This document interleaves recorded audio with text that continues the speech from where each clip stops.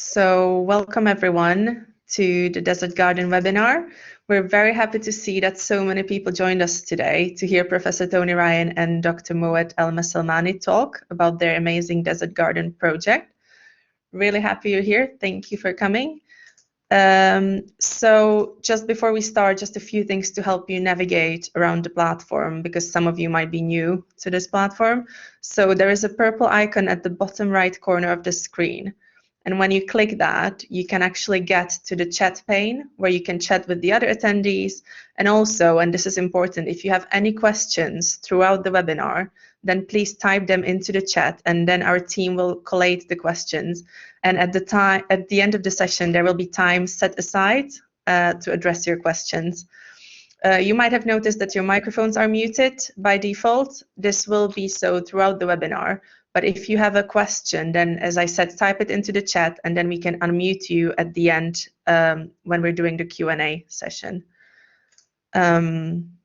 So let's see. Right, this is another thing that I want to just tell you about. There is an icon at the bottom of your screen in the middle next to your microphone and camera icons. And if you click it, then you can give some feedback to the speakers when they're talking. And there's also a raised hand icon on the right, which you can use to attract attention to yourself for tech support. So if you experience any technical difficulties, we have a dedicated tech support Adam who can help you with any technical problems. So if you raise your hand, then Adam will contact you. Alternatively, you can also find him in the list of attendees. He's signed in as tech support, and then you can send him a private chat message as well. That's another way to get help. So before we start, just quickly to introduce the project behind this webinar. Sheffield is a project born at the Grantham Centre for Sustainable Futures, and the aim of the project is to raise awareness about how to grow your own food and why it is important to do so. And we're doing this via a series of webinars. This is one of the webinars. We also publish blog articles, vegan food recipes, and also various useful links and resources related to sustainable food. This is a screenshot from the website. You can also see the link to the website in the chat. So if you're interested, please visit the website. Also, if you grow any food at home, you would like to share your experience with us, especially if this is a result of involvement with our project, then we would be really happy if you can contact us at the email address you can see on the screen. We also welcome blog submissions for our website related to your food growing experience. So again, please let us know if you're interested in this. And also, if you have any really delicious vegan recipes in your cooking repertoire, then please share them with us. We would be happy to put them on our website. And yeah, we also have a newsletter. So if someone from the team can please put a link to the newsletter to the chat as well. And now before I hand over to our speakers, there is a short 2-minute video I'm going to play. So let me just share my screen. So this is a video about the Desert Garden project that will provide some background about the project. Let me...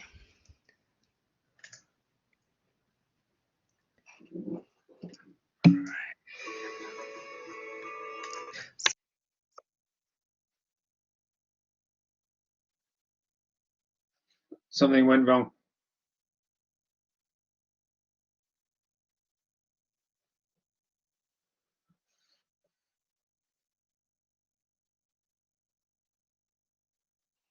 This should be working now.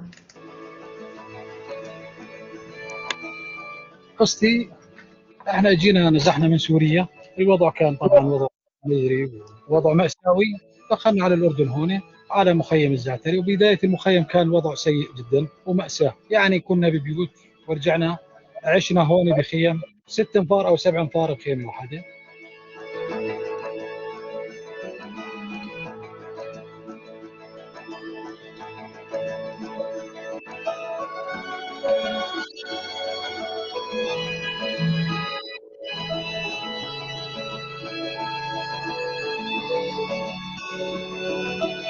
came to Jordan 3 years ago to help the UNHCR with recycling. Found refugees who were really sad because they couldn't grow anything in the ground.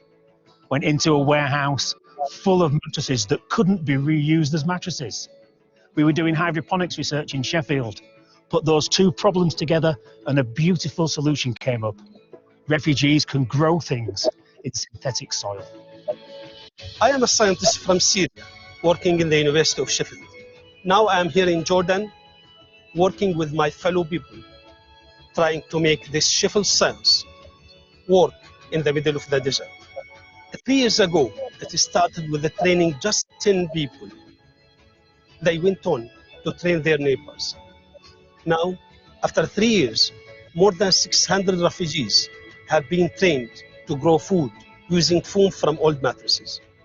It is not just about feeding their families or helping them to cook a meal that reminds them of home. It's brought them a sense of purpose. It's about empowering them with the new skills, and it's giving people hope for the future. Our aim is to train 5,000 more refugees in the next 3 years. We can only do that with your help. Please give today.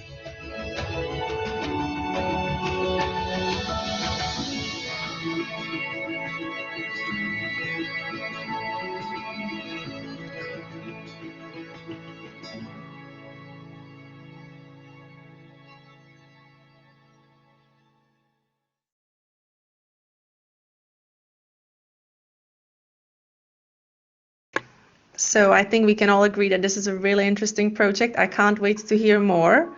So that was another video playing. So yeah, let's start now. I'll give the stage to Professor Ryan, who can start. The slides are up. Here you go, Tony. Okay, and Jana, can you send me by WhatsApp a link I can send on to my dad? Yeah, I will. Thanks. So as you can hear, this is a bit of a family affair. I know my sister's here, and they've not come to listen to me because they've heard from me plenty. And actually, luckily, you're not going to have to listen to me very much because I know some of you have heard from me plenty too. So I'm going to introduce what we've been doing on behalf of myself and Dr. Moaed Meselmani. So,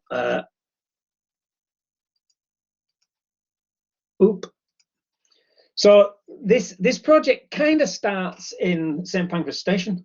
I'm on my way to the climate change talks in Paris, the Paris Accord climate change talks, and in the St Pancras Station is a dress made from a UNHCR tent by my friend and colleague Helen Story, and she was using it to illustrate the effects of climate change. And how climate change actually causes conflicts, and those conflicts result in refugees. So at the climate change talks, we did a whole series of things, a lot of events, and one of them was about climate smart agriculture. And with my colleague Duncan Cameron, who you can see with the beard on the podium, we thought up a project that we could do on the way back, which got funded and we won't have time to tell you about.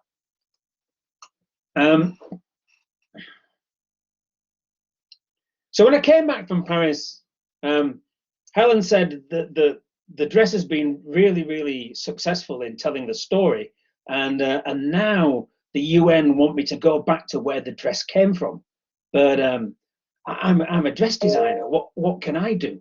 And so she said, I said to them, can I fetch my pet scientist with me? And that's me. So out I went to Zaatari refugee camp with a whole series of things in my mind about what we might do, none of which we ended up doing, because that's the nature of interacting with the very creative people that are refugees. So Zaatari is a home to 80,000 people. They live in 6 square kilometers. The majority of them come from the Dara region in Syria, which is actually, the border's only 12 kilometers from the camp.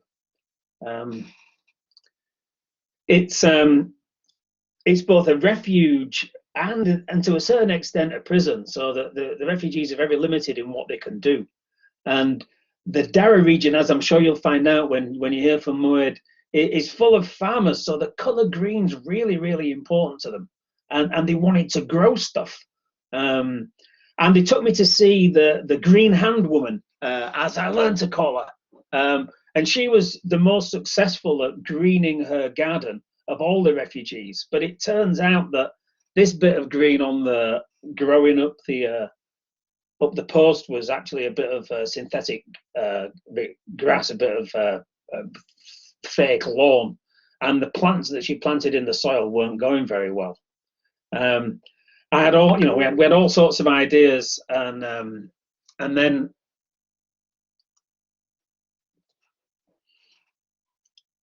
I remembered this project. So back in 2008, we'd actually grown plants in polyurethane foam, and for a project on green roofs. So I knew we could grow plants in all sorts of weird places if we got the conditions right.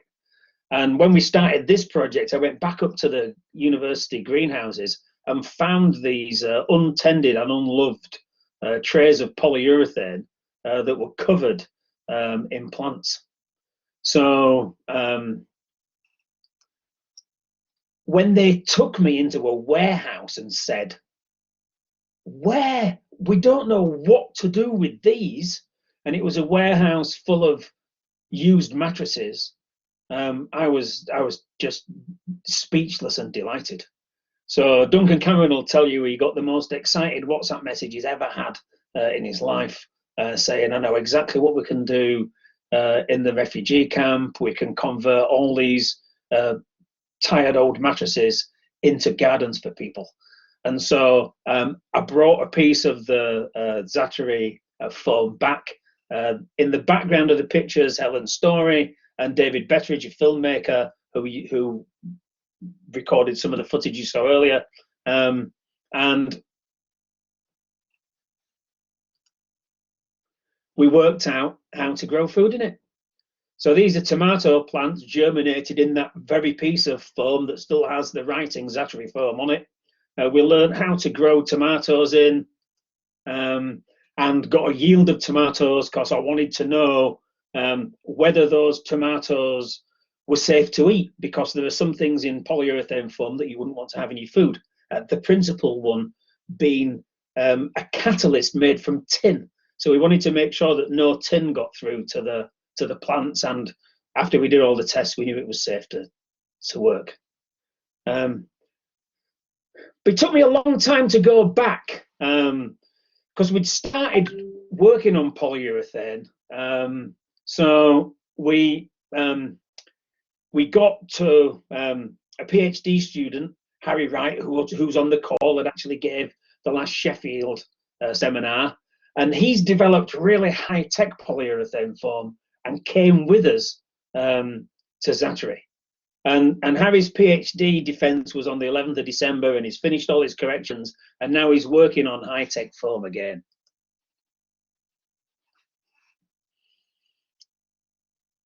So the next step was I took a big team out to Zaatari, scientists and social scientists, and we did a scrap heap challenge. And one of the people I was so fortunate to take out on that trip with me was Moaed, who's going to take over the talking from here, because he's going to tell you about how we turned my excitement about polyurethane foam into a desert garden. So over to you, Moaed. Thank you, Tony. Good evening, everyone. So as Tony mentioned, I was the lucky guy who joined the team. And even before I joined the team, already Tony has identified a big warehouse full of old mattresses, second-hand mattresses, which need to go to landfill. So it's waste material. And in collaboration with Professor Duncan Cameron from Plant and Animal Science, he established that this foam could be used as growing media. And Harry Wright, Tony's student who got his PhD recently, he showed some refugees how they can use this foam mattress with yoga boards to grow plants. Next slide, please. I think I have no control over the slide. I don't know if I can move it this way. Yeah, yeah, Yes, yeah. you can move it. Yeah, I did, yes. Now I know how to do it. Thank you. Throughout this project, I have identified with my colleagues 3 major challenges. So if we want for this work to succeed, we need to overcome few challenges. First challenge, we need to convince the refugees that it's possible to grow plant without using soil. There are traditional type of farmers who never use soil culture or who never tried to grow anything out of soil. And we have conducted a survey before we do anything, and we asked if they can grow anything without soil, and 99% told us no, you need the soil to grow plants. This was their ideas. So it was challenging for us to convince them and to show them the importance of using this technique, the foam mattress, and use plastic to grow plant within the camp, and what benefit could bring to them. The second challenge that we faced, we need to put like a standardized protocol for growing different type of herbs, which could be used for different plants for the benefit of the refugees. And the last challenge, that we need this work to last even after we leave, and should at the end reduce their reliance on aid and be able to produce some of their food requirements. With regard to first challenge, we thought we need to talk to the refugees. So we start conducting training, and we did a lot of training. And before the pandemic, that means by December 2019, we trained more than 1,000 refugees. Half of them, you can say, are female. And we train young, old people. We were open to everybody, even for students. And the training session between 5 to 50, depend on the site, the place, and what other support and our staff availability or our availability to conduct the training. Also during this training, we told them what is the difference between soil and soil culture, the role of the soil, what advantage of soil culture, what different type of soil culture, what is the nutrient solution, and how they can start simple hydroponic system. We thought this is not enough. And we thought that we need to bring some plant with us and let them try themselves. So we start bringing different plant to the training site at different ages and different types, and we allow them to prepare the nutrient solution, check the pH and AC, even transplant the seedling to the foam and put it in the nutrient solution. But people later on started asking us that we need to do it at our caravan. So we started distributing material, a few boats with seedling and nutrient solution. However, I realized that the first 2 batches who got those material, they failed to produce any plant, and all the plant died. The reason behind that they treated the plant hydroponically as they used to treat the plant once it's in the soil. So as I mentioned, they are traditional type of farmer, and the camp was full of Syrian farmers coming from Daraa. Even the doctor, the engineers, the teacher, everybody used to practice farming in Syria and Daraa governorate. It was very important part of their life. So, and to solve this issue, I thought that we need the easy and simple way to be in touch with the refugees. And here come the idea of using WhatsApp. So we started WhatsApp group. The goal of this WhatsApp group is to give direct and immediate advice and help and support for the refugees once they need it. And throughout this project, at some stage, I was having more than 50 WhatsApp group. And this WhatsApp group could be the male separated from female, is cultural issue. And each WhatsApp group contained tens of people who are growing stuff at their caravan. So it was really at the very beginning, it's big challenge, because sometimes I use early morning to get up and see hundreds of messages, which I need to answer all of them, because I want to show that every member, they are valuable member, and it's matter for us, and it's important to support and show how important for us for them to succeed. So in fact, we start really achieving very good results since we started this WhatsApp group, because it helped us to identify the issue at early stage, looking to the mistakes committed by the people who are growing plants in the camp. Also, it helped us to tailor our training, so to avoid mistake from the very beginning and see how things work in the camp. At the same time, allows the people who succeed to share their success story so that they motivate others also to work and to succeed. It was very good thing happened to this project, and after that we start receiving very nice images from the refugees who start succeeding in growing a plant hydroponically for the first time in their life. So after that, we thought it's not enough and we need to scale it up. And so we start looking what can be done. And because of the limitation within the camp, either the climatic condition or other limitation, which I may talk about it later on. So we have designed a system which was hybrid from different type of system that you know. It was not NFT, not deep water culture, not drip irrigation. So a mix of all that. And we use everything recycled. So we didn't buy anything. Even the tank, we build it in the camp with the help of the refugees. So we build 4 different biolis systems, as I mentioned, using the recycled material available there, and which could work within the camp condition. At the same time, we build also greenhouse. The goal was to protect it from the very extreme weather and cold weather in winter, where temperature could reach up to 0, and if we have seedling, could die or plant will die, or even to protect them from dust, because there is a lot of dust during summer. Also, with the help of the engineers from Sheffield University, we made a manual pump, solar pump, and also wind pump. Also, we thought we need to build some mobile system which we can take to the training center or to training place to show how they can scale their work and how they can use the pipe and the small tank to produce plant, not just simple pots. So, however, we encountered a few issues because it was a little bit heavy. However, we solved this problem before the pandemic, and hopefully once things resume, we can again take it to show the refugees this type of system. Also, we made, again, use the recycled material, and we build very simple deep water culture, and we grow a lot of stuff very successfully using this system. As I mentioned, the second challenge for us was to standardize and developing protocol for growing different plant within the camp condition. And here we faced a few challenges.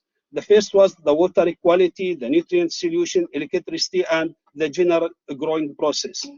The water in the camp, we got the water from different sources because they used to provide the water from the wells in the area around the camp. So every time we have different quality of water. And even between winter and summer, the water quality will differ. The water was very hot type of water, so it's not very good for hydroponics. The pH very high, it's between 8 to 9. The AC, it could reach sometime to 1,600 microsiemens per centimeter. So it's very high AC also. And some people, they suggest that this, you forget about hydroponics in the camp. The water quality is very poor. And if you are not doing desalinization, then you forget about it. However, we make it work, and we succeed in make it work in very and highly efficient way. The second challenge was the electricity, since they have electricity only 8 hours. And so we thought that we need to keep in the pipe all the time nutrient solution. So we use like reducer at both sides to keep the level of the some thin film of solution within the pipe, or we put barrier, something, one piece to keep level of solution in the camp, or we raise the level of the tube who connect different parts, again to keep some level of the solution within the pipe. Also, we play with the size of the foam to keep the root wet all the time. So because in summer, this could dry very fast because the temperature could reach sometime up to 45 degrees centigrade. The third challenge was the nutrient solution, and I believe this was one of the biggest challenges we faced in the camp. At early stage, NRC, Norwegian Refugees Council, provide us with MBK, which work well for herbs, and some leaf green. But later on, we come to know that solid fertilizer are not allowed in the camp. So we need to have liquid type of fertilizer only. And we need it to be very cheap type so that it could work within the camp and within other limitations that we have. And we source a solution which worked to some extent in good way at early stage for herbs, but not for the fruit plant like tomato, cucumber, aubergine. So we look for other solution, and at that time we built a relation with the Jordan University of Science and Technology, who provide us with high quality solution, which worked very well with us. But later on, we thought we need a solution that we got it all the time that we needed in a proper time, which could be very cheap, very easy to buy and to provide to the refugees. And we identify a source, and it took us some time to standardize the concentration and make it highly balanced for different crop and at different growth stages, even during different season. Also, the time for replacement for this solution, we play a lot with it, and now we reach up to 45 days for herbs and leafy green, and I hope that we are moving now to 2 months, and up to 30 days for a fruit plant like tomato. It's not easy thing to achieve if you have very poor quality of water. However, we did it. The third challenge is the general growing procedures. Also, this was challenging for us to identify the proper variety which could succeed with that extreme type of climate in general. What type, at what stage we need to transplant our seedling, what the general process, growing plant process, to have proper pollination, or for example, compact head for lettuce, how we can prevent the insect and diseases without using any insecticide or any type of pesticide, because we need it to be a chemically free type of, let's say, all these type of, we want to minimize it to the lowest level. So we took a lot of procedure and took us time to succeed in preventing all this. And even if we faced any type, we use some organic material like garlic extracted solution to spray to the plant, and we succeed in doing that very good way. Also, we faced the challenge of cooling the system in summer. As I mentioned, the temperature, you can imagine 45 degree in shadow area in summer, even more than that, and a very low temperature in winter. We use very cheap, very easy technique to deal with all this issue, and our plant living summer, winter very happily. Now, if you go to the camp at any time, you can see very happy plant, very successful plant, grown very happily with no issue at all. Different type, from lettuce to bean to cabbage to strawberry to pepper, and the plant grown in very happy way. And now the refugees can consume fresh vegetables grown hydroponically in the camp. So even the mint plant, which has significant importance for the refugees coming from Syria who used to have a mint tea, particularly at morning time or evening time, now they have the chance to do it. Since, as Tony mentioned, they are not allowed to grow anything in the soil, and within the limitation they have limitation of water. The water, they have very limited amount of water giving to them, and Jordan in general, second poorest country in the world in terms of water. The poor quality of the soil, which means that they tried to grow many things and they didn't succeed because it's very poor in organic matter. It's highly alkaline and sandy, salty type of soil. Also, the extreme weather, as I mentioned, didn't help them really to grow anything in the soil. Now we give them the chance to do whatever they like. Also, maybe easily you can see in your garden flower here in UK or any part of or other part of the world, but in the camp to be able to produce such a flower, it was highly challenging. Now we are bringing more color to their life, and we are enabling them to produce such type of flower and enjoying watching them at their caravan. So the refugees now regularly can produce and consume different type of vegetables, and which is produced, as I mentioned, using the old pipe and the plastic available in the camp, and the foam mattress as a growing media.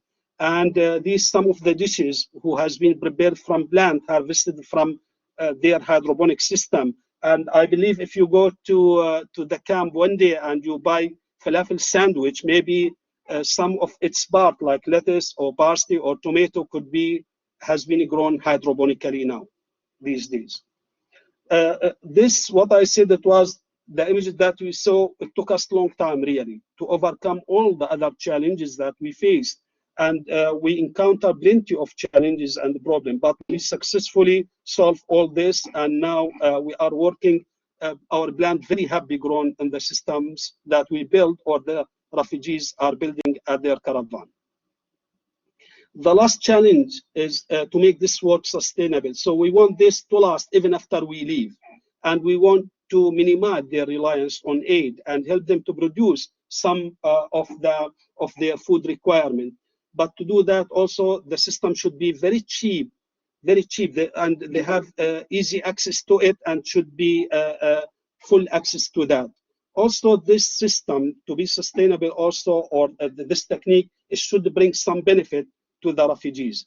And to do this, so we recycled, and we are continue to recycle already whatever existed material in the camp which can work, and every day we are exploring how we can build other type of system which could work within the camp condition.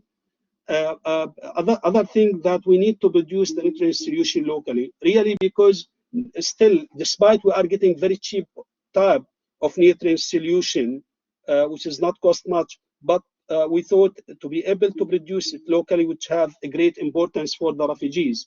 And Duncan Cameron suggests that we buy some composting unit and send it to the camp where they can use food waste to produce the nutrient. We have plenty of ideas around that, and we are working on how we can help them to produce the nutrient solution locally. Also, we need to encourage innovation, which we are doing continuously, and we are trying to encourage any co-creation or innovative idea coming from the refugees. Tony suggests that we need to help them to produce high cash crop. And saffron could be working very well, since 1 gram could cost up to 50 JD, 1 gram. And since then, I was contacting different type of organization in Jordan, and recently I got some positive contact and who will ready to provide us with some tuber which will standardize work to make it work, standardized working condition for saffron in the camp. Also, we need, I thought we can grow some plant which its extract could be used to produce perfume or fragrance, because we have a tiger gale project in the camp, which we also a little bit involved there, where girls produce some hand soap and perfume and some other hygienic material. And we thought integrating our work with their work could have a good impact.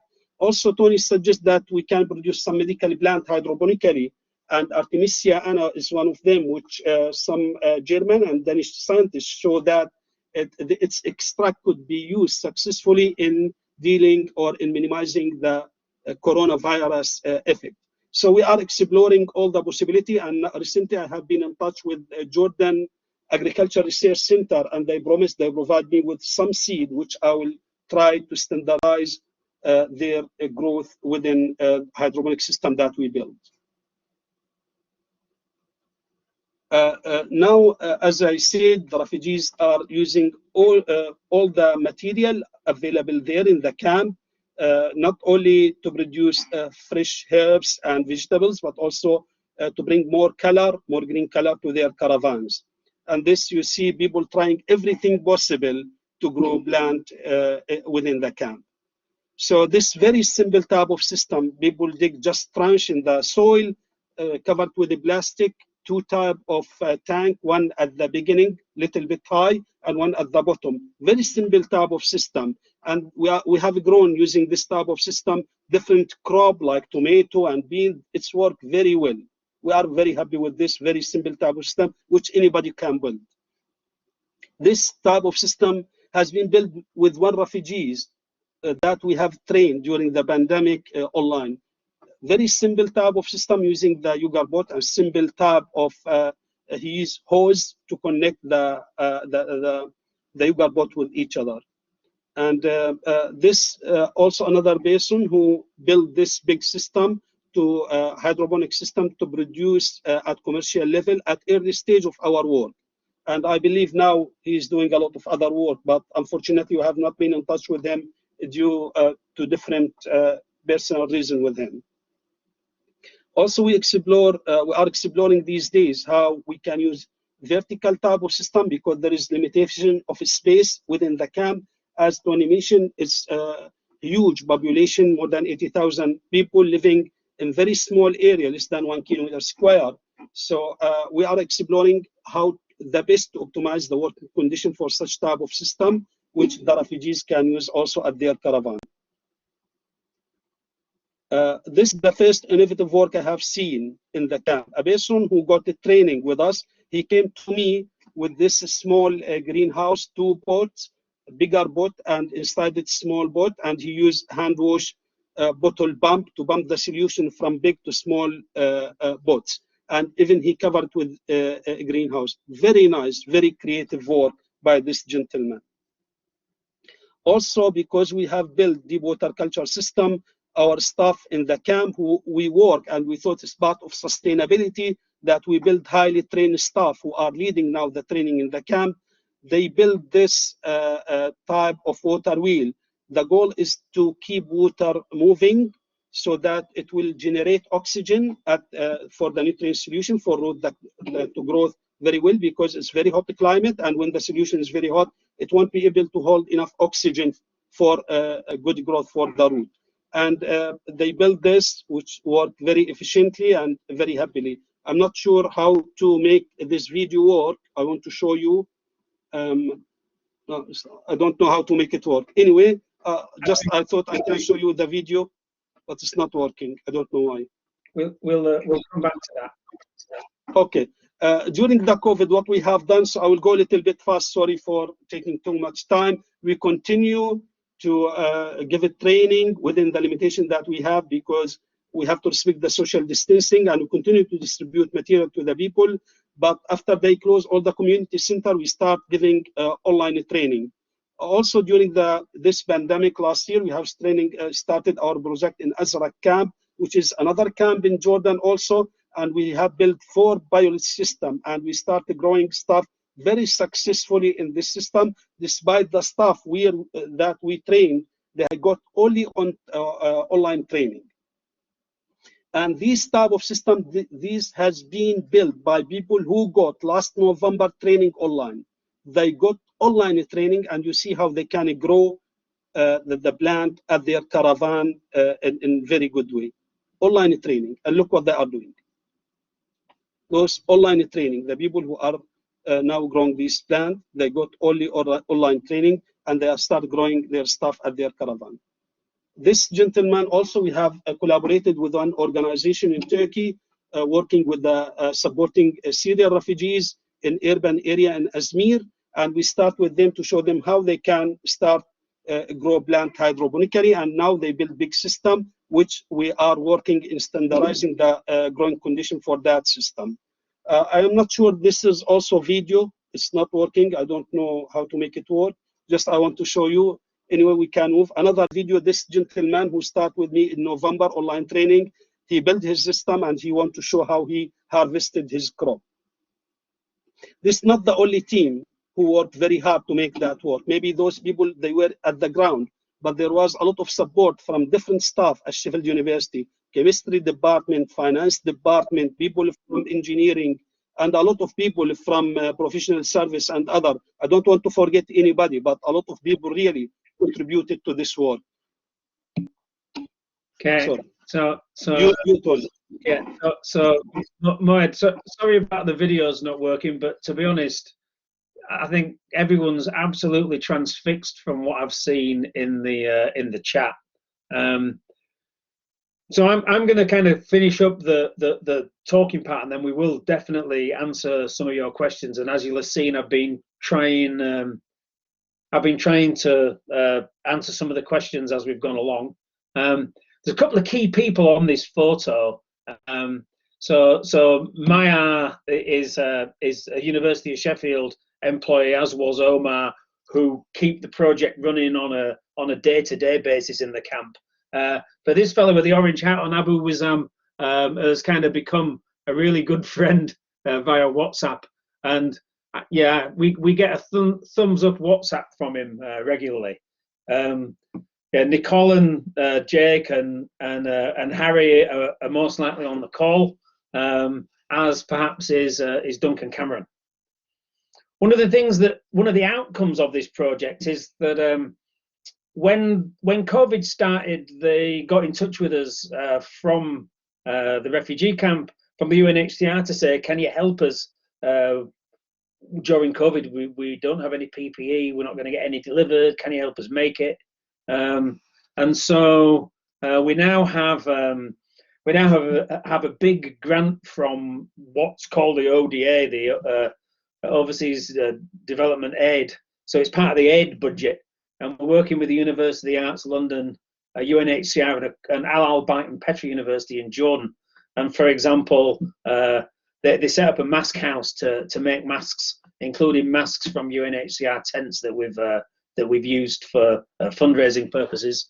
We're building a soap and hand sanitizer factory and digital tools, and we're hiring, using that money, we're hiring 40 refugee researchers. And don't tell anyone, but we're not really doing much research.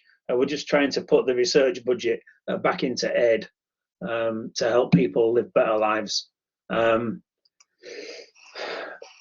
showed you the Send Us Your Money video right at the beginning, and all of this work has been funded pretty much by donation.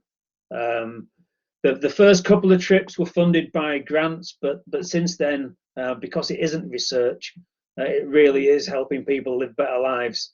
We've funded it on philanthropic donations.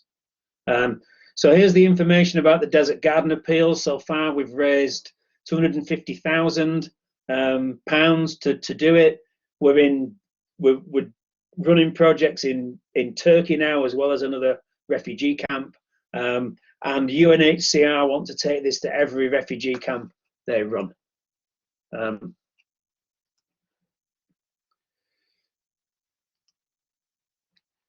So, like I said, we couldn't have done it without all sorts of people. Harry Wright, Jake Nichols, Anastasia Katara was involved in working out how the technology worked.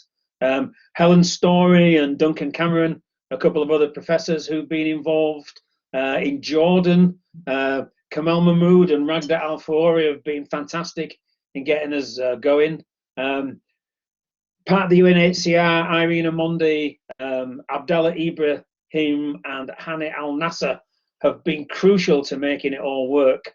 And the Green Beds team, Maya and Omar, you've seen pictures of, but Abu Wizam, Abu Marwan, Abu Muhammad and Moaed, you've also seen pictures of.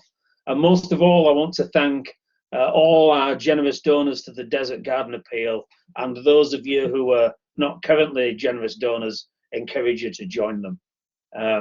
So we're done telling our story, and there's just loads of questions in the chat. So we'll move on to them. Jana, how do we deal with Thank you very much.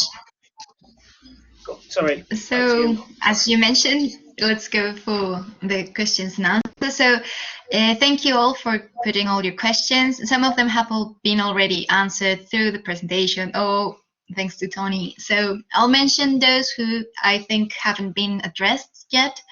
So, the first one was from Jenna, and she wanted to know, were the refugees excited to get involved, or did it take a lot of persuasion, especially at the beginning? I think Moaed's best place to answer this. Yeah, thank you, Tony. Thank for the question. In fact, they are highly excited.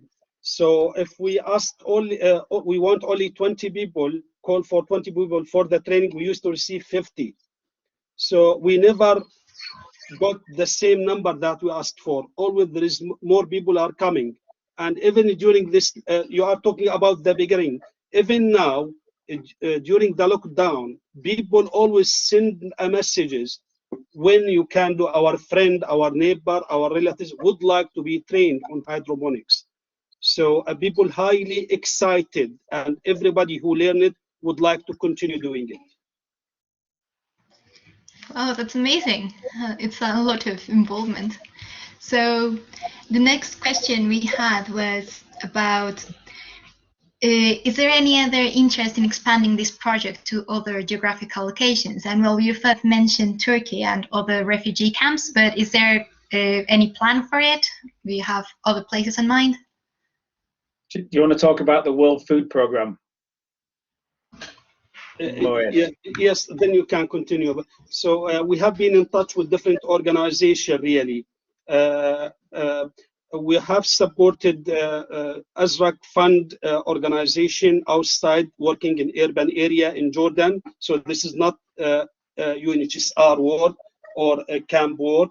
We have done some work in Turkey, maybe in Pakistan. We got some positive back from some people who would like to start to work with poor people in slum area in some part of Pakistan. Also, I was doing some work with WFP, and they have requested our involvement in their work in different parts of the world, and they want us to start immediately in their work in Mozambique. So maybe soon we are going to start this. Tony, you can also elaborate. No.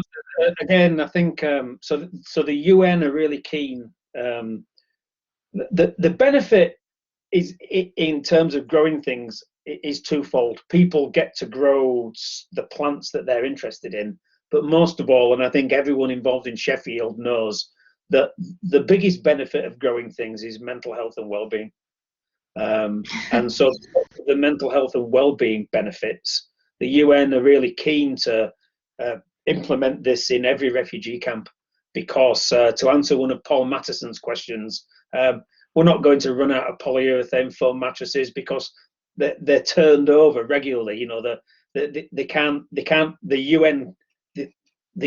UNHCR can't reuse them as beds, so they get to come to us. And every refugee camp has waste polyurethane foam mattresses, and every refugee camp has people who know how to grow things in soil. And so what we can do is put the two things together. Cool, that's amazing. So I hope that answered Melody's question. The next one was from Sune Tashe, and she wanted to know if it was challenging to monitor the hydroponic system in the desert due to the conditions regarding the power supply, the water supply, the pH. Like, how hard was it to set all the equipment in place to be able to monitor the project? Maybe Sveta to answer this. To monitor the equipment, so we use very simple type of equipment, and we were very careful not to sophisticate the work, but to make it as simple as possible. And we tried to teach, because it was one important goal for us in this project, and part of sustainability work is to build highly trained staff who know exactly how to do hydroponics and how to use in very effective and efficient way all the equipment that we provide them with.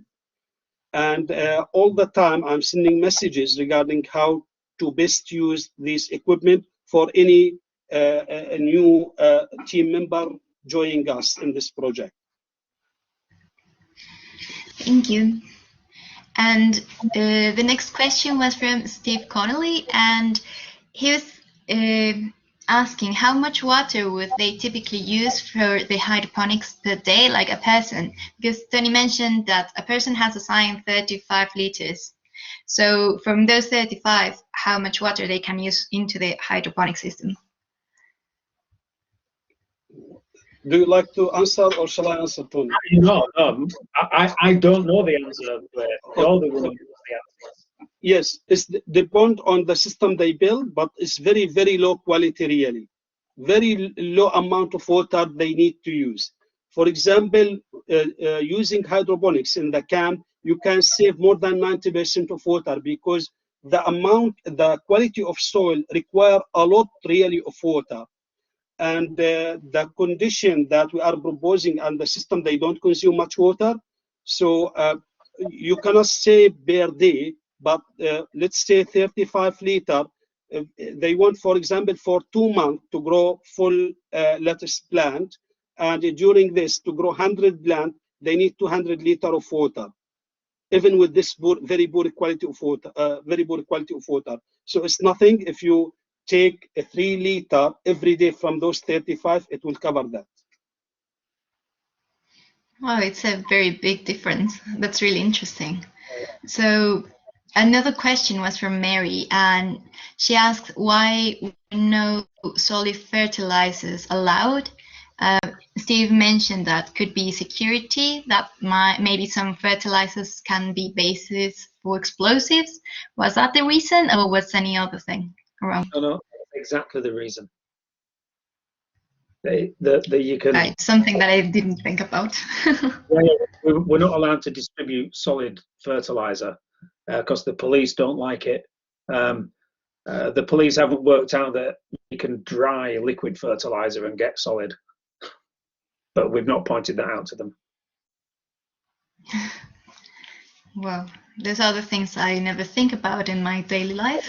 No, there's a whole list of them in the chat. It's great. So another question from Alex was about the water availability, because, well, you already mentioned it was hard to obtain the water, but was it hard to keep that constant 3 liters for the hydroponic system? Sorry, the question is not clear to me. I didn't understand the question. So Alex was asking about the availability of the water. You mentioned it was hard to obtain it, but was it hard to obtain it for the camp in general, or once you had it for the camp, then it was a reliable source for the hydroponic system? Yeah. So in Azrak camp, there's a and in Zaatari camp there are wells. So the water comes from a well. Initially the water was distributed by tanker to people's homes, and they had a storage tank outside. But now there's actually there's a water supply system with piped water, but still the water's limited to 35 liters per person per day. And then once people have a water supply, they can do with it what they wish. Right. And the next question was from V. Cheong. I'm not sure I pronounced that correctly, but she asked, or he, I used hydroponics in the tropics and met with a lot of algae issues. Did you face this problem? And how did you solve it? Over to you, Moaed. Yes, we face it. And even in Zaatari, we solved it long back. Now in Azrak, recently, they have started facing it, and we are dealing it in excellent way in different parts. First, for example, in the tank, in the pipe, or even in the growth media, in the foam mattress that we are using. So we have a play with the place of the foam, the level of the solution, a proper covering, no leaking at all. We don't expose the solution either in the tank or in the pipe to the sun or to the light. We don't keep the top level of the foam wet, so we keep it dry all the time so that we don't allow algae to grow. So we faced it, but we solved it all. Now we are very happy. We don't have this issue at all. Great. Hopefully that will help other people to know how to solve it. And was there any other additional measures you took for aeration of the plants? Yeah, with regard to aeration, the system that we have already built from the very beginning is keep continuous flow when there is electricity, which during the pass, when the solution continue passing, when there is electricity, the root got enough oxygen at the nutrient solution. And with the deep water culture, as I mentioned, early, our staff used to keep moving the trays. Now with this water wheel, we solve this issue, which make things much better really, and plant surviving and living very happily and look very nice. So we don't have any issue with aeration now, either in the pyrolysis system already we built or with the new deep water culture system. And Alan also wanted to know about fungal pests and insects. Did you face any problems with that? At the very beginning, we encountered a few problems, but later on, we took a lot of measures by keeping the greenhouse very clean, removing any plant remains, proper aeration all the time in the greenhouse, open the windows and the door that we built, even during the summer, raising the whole the plastic 1 meter and cover it with mud to minimize the light and the temperature. And so we are very happy we didn't face really much, despite the humidity and high temperature could be a very good environment for such type of insects or diseases. But if we encountered, usually we used, as I mentioned, garlic extract, and it worked very nice with us. We didn't use anything. Yeah, great. I was just thinking about, do they grow their own garlic to create extract for the pesticide?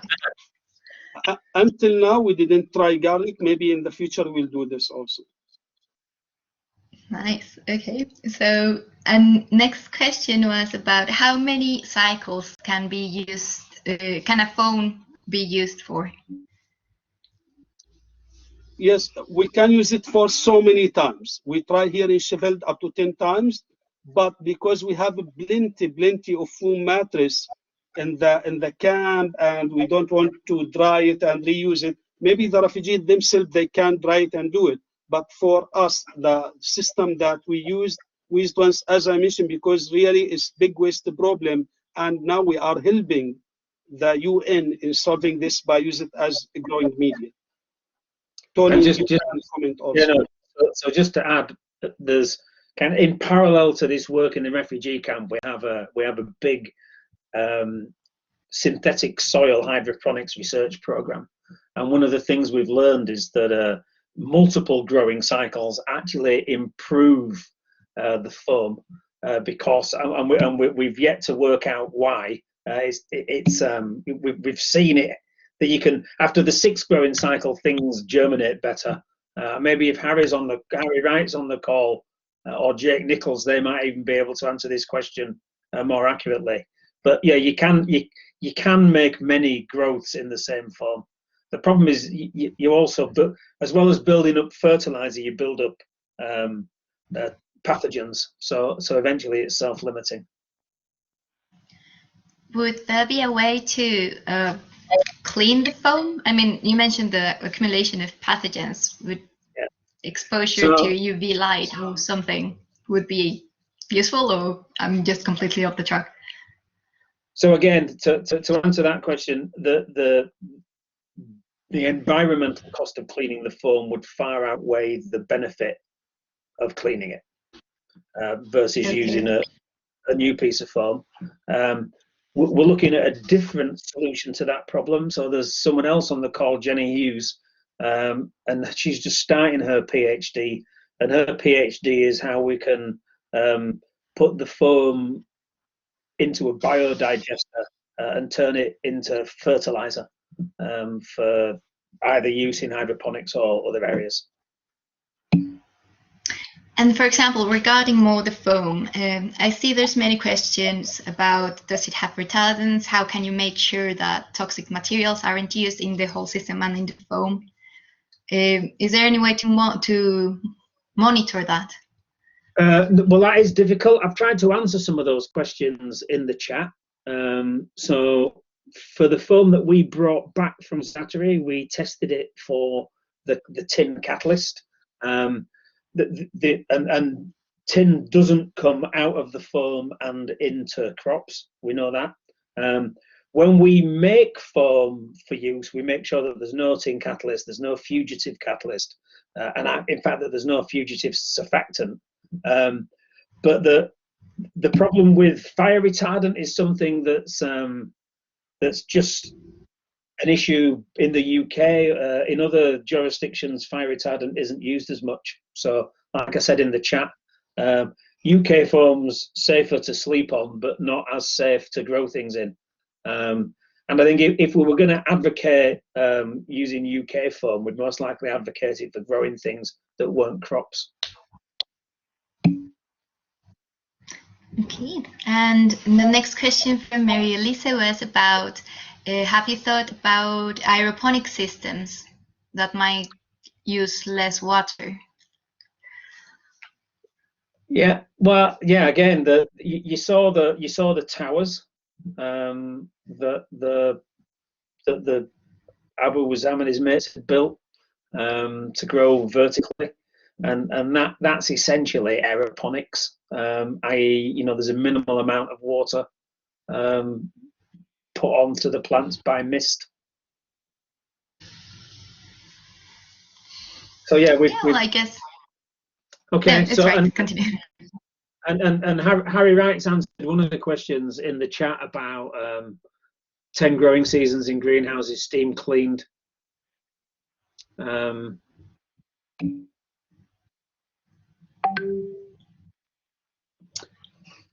So yeah.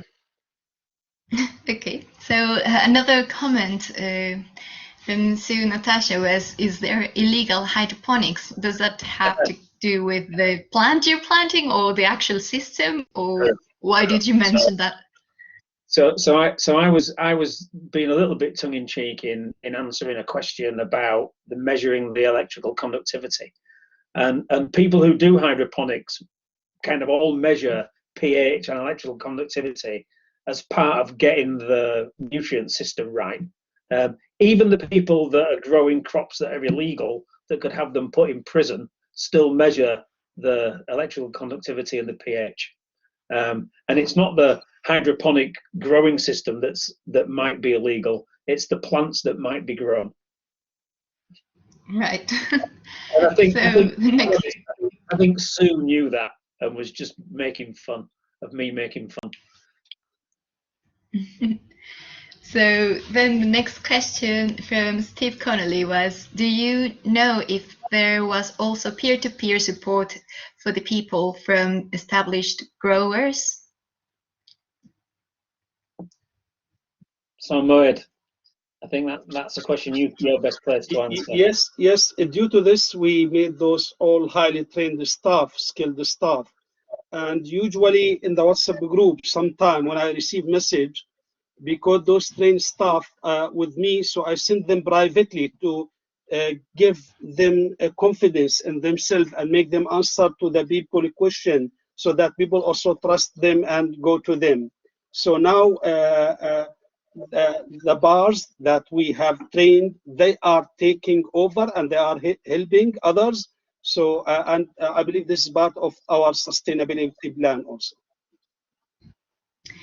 And another question related to the people, was there any involvement of the kids of the camp in doing the hydroponics, or was this reserved only for adults?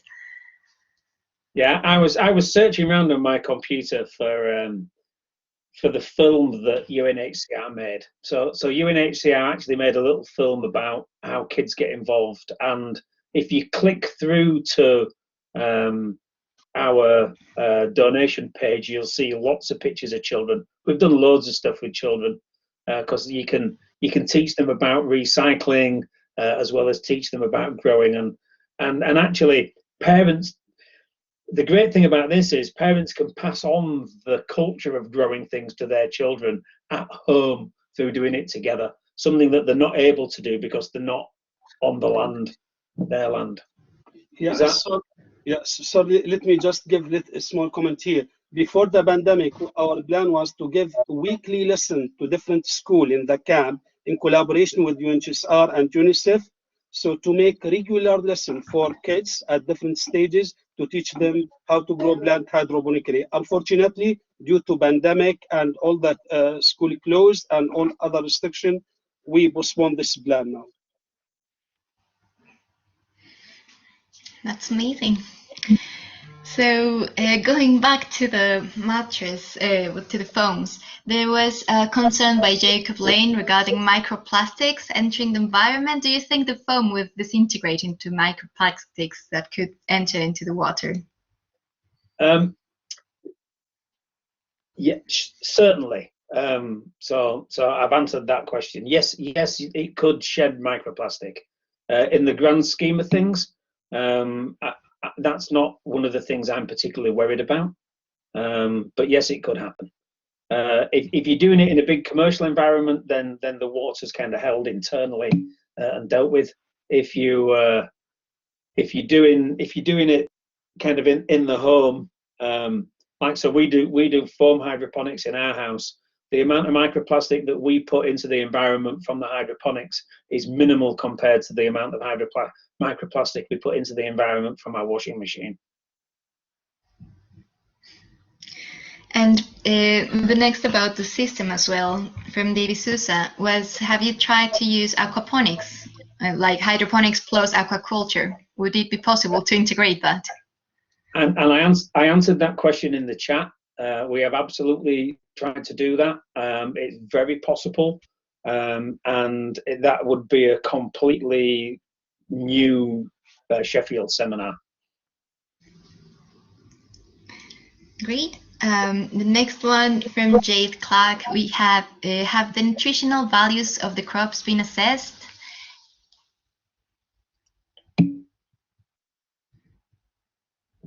Have the nutritional value been assessed? Meaning compared to things you buy from the market or grown in other ways? Is that the nutritional value of the crop that we produce, you mean by that? I think so. If Jade is still around, it would be great a clarification. Yes. Are they equally nutritious or better? Is there... You know, we didn't do any work with this regard, but I am sure because there was a lot of work which showed that the hydroponic grown plants are sometimes, if not equal, are more nutritious and more healthy than the crop which is grown usually in soil. But we didn't do any real work to compare or to see the nutritious value of those crops. So let me answer the question in a different way. So there's members of my family on this call, so they know how I do not grow things. I am not a grower at all. But during COVID, Moaed and Harry and Jake and Nicole helped me grow tomatoes. And the tomatoes I grew in foam were tastier than the tomatoes I bought in the supermarket. And that's kind of the best answer I can give you. We all eat, especially in the UK, most of the salad we eat is grown hydroponically. Same for squash, you know, aubergines, courgettes, peppers, cucumbers. There's not an issue. My sister asked, did I do blind testing? The answer is no, but she's a statistician, so she'd want to know that. Cool. So the next question, I think we will just answer a couple more because of time. So as well from Jay, there was how do you manage the nitrogen, phosphorus, and potassium applications? Definitely one for you. Yes, as I mentioned, for growing herbs, we use it at early stage for growing herbs and some leafy green. It was very easy, very simple, and I just looked to the what's written on the bag that we bought, and I made some calculation on what could be the best concentration. However, we play with the concentration a lot. As I show you some bad images of the plant at early stage, so nothing happened at once. So it took us really long time to standardize all this, to find the best solution, best concentration for different crop and at different growth stages, also even during the season. But now we have everything has been already standardized, and we have no issue with that. But at early stage, yes, we try many things to make it work well. But since the herbs and leafy green doesn't require much nutrient, it was more easy with MBK with them. And our last question was, is it likely that this camp is going to become permanent? Yeah, well, the track record of refugee camps being temporary is really bad.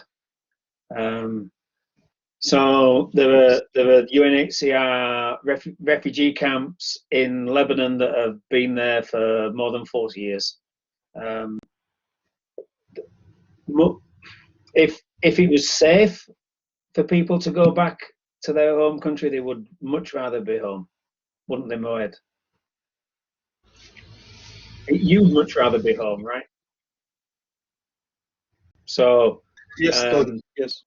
But it's all about safety, and livelihoods. You know, the thing we're working on most now is how can we help people. You know, Jordan's been absolutely phenomenal in accepting refugees.